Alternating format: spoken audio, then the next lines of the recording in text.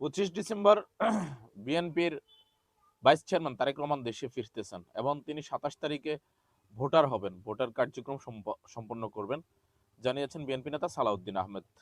আমাদের দেশের আইন দুই প্রকার, একটা হচ্ছে জেনারেল পাবলিকের জন্য আইন, আরেকটা আইন হচ্ছে হাই প্রোফাইল গুড স্টেটাস ওলা ব্যক্তিদের জন্য আইন। এই কারণে মূলত এই দেশের আইনের প্রয়োগ হয় না।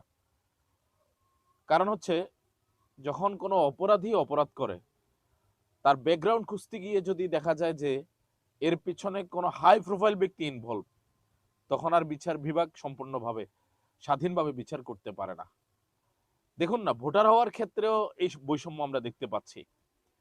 প্রধানমন্ত্রীর জন্য যে আইন, জেনারেল পাবলিকের জন্য যদি সে আইন আপনি প্রয়োগ করতে না পারেন, তাহলে কিন্তু এই দেশে শান্তি ফিরবে না। শান্তি আসার জন্য আইন সবার জন্য সমান রাখতে হবে, তাহলে আপনি শান্তি ফিরিয়ে আনতে পারবেন।